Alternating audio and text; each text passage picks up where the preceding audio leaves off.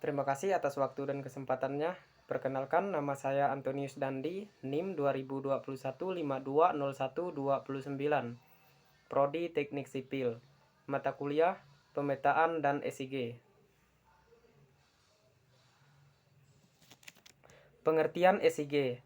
Sistem Informasi Geografis atau SIG adalah seperangkat alat berbasis komputer yang memungkinkan untuk mengolah data spasial dan non-spasial menjadi informasi yang berkaitan tentang muka bumi, serta digunakan untuk pengumpulan, penyimpanan, manipulasi, menganalisa, dan menampilkan data yang selanjutnya dipakai sebagai bahan untuk mengambil keputusan atau kebijakan. Apa yang membedakan SIG dengan sistem informasi lainnya? SIG dapat melaksanakan analisa spasial, sedangkan sistem informasi lainnya tidak.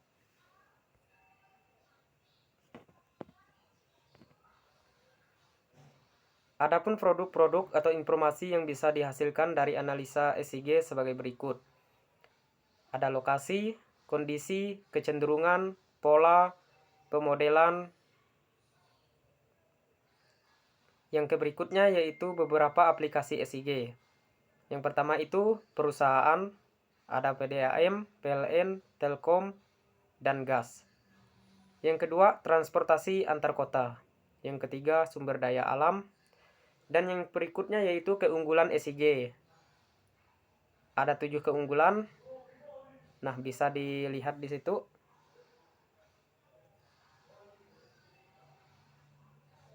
Komponen-komponen SIG. Menurut Esri, pada tahun 1998, sistem informasi geografis terdiri dari 5 komponen utama, yaitu yang pertama, perangkat keras, perangkat lunak, data, metode atau prosedur, dan yang terakhir yaitu sumber daya manusia.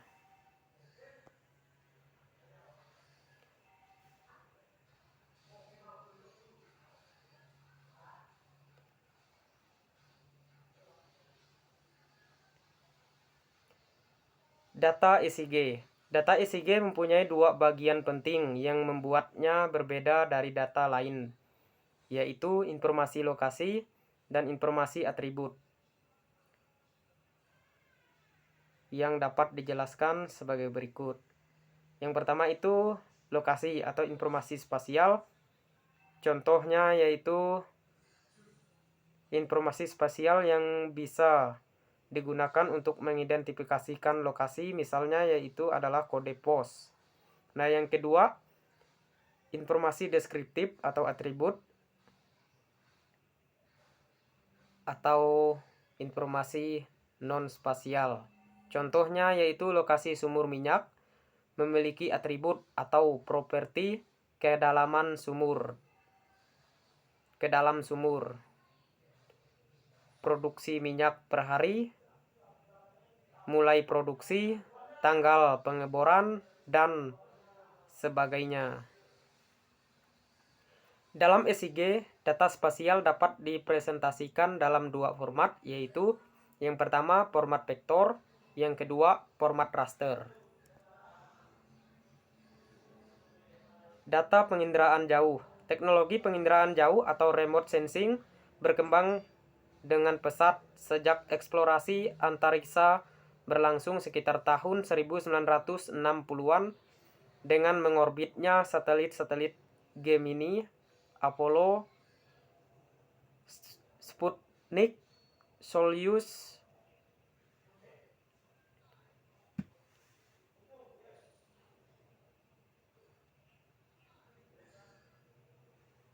Nah, yang berikutnya yaitu ada prinsip dasarnya.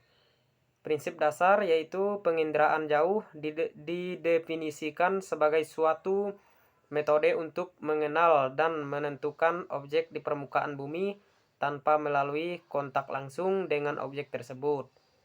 Yang kedua, komponen dasarnya yaitu 4 komponen dasar dari sistem penginderaan jauh adalah target, sumber energi, alur transmisi, dan sensor. Berikutnya yaitu teknologi penginderaan jauh. Yang pertama ada resolusi sensor. Nah, di resolusi sensor ini ada resolusi spasial, resolusi spektral, dan resolusi temporal. Yang kedua, platform. Ada ground based platform, aerial platform, satelit platform, dan yang ketiga ada komunikasi dan pengumpulan data. Yang keempat, radiasi elektromagnetik. Yang kelima, gelombang elektromagnetik.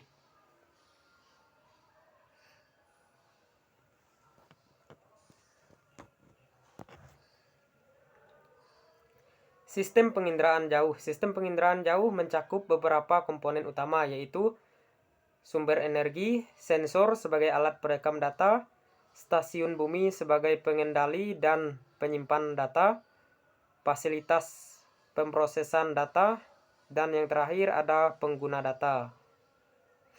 Data penginderaan jauh. Data penginderaan jauh pada umumnya berbentuk data digital dan merekam unit terkecil di dalam sistem perekam data.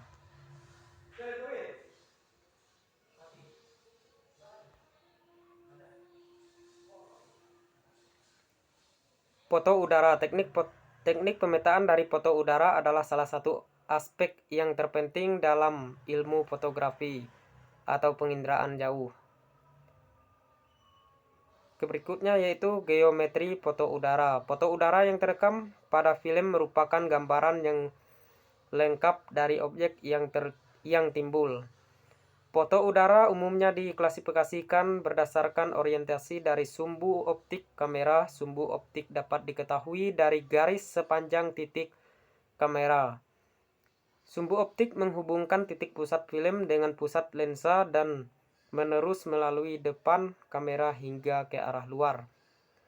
Adapun faktor-faktor yang berdampak pada foto, yang pertama adalah panjang fokus dan tinggi terbang. Kedua, kombinasi film dan filter. Yang ketiga, sudut lensa kamera. Yang keempat, pergeseran relief. Yang kelima, paralek.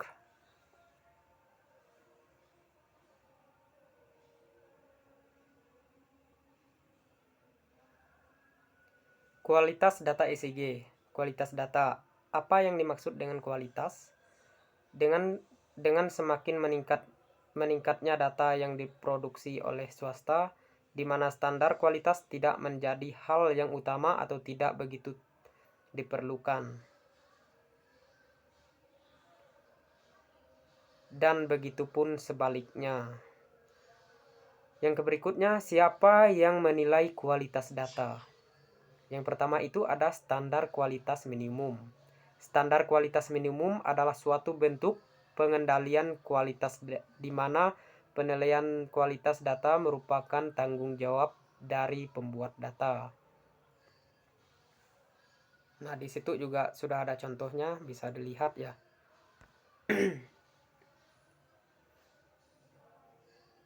Yang kedua, standar metadata. Model ini menampilkan error yang tidak dapat dihindarkan dan tidak untuk meminimalkan standar kualitas. Yang ketiga, standar pasar.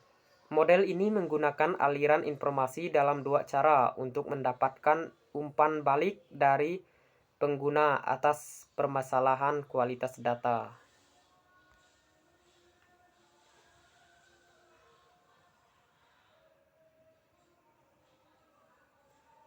Apa dimensi dari kualitas data geografi?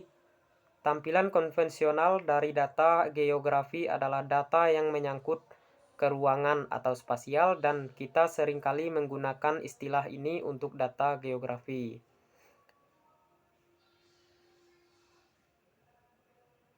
Ada akurasi, yang berikutnya akurasi spasial, akurasi temporal, dan akurasi tematik. Sekian presentasi dari saya. Semoga materi ini dapat bermanfaat. Saya ucapkan terima kasih.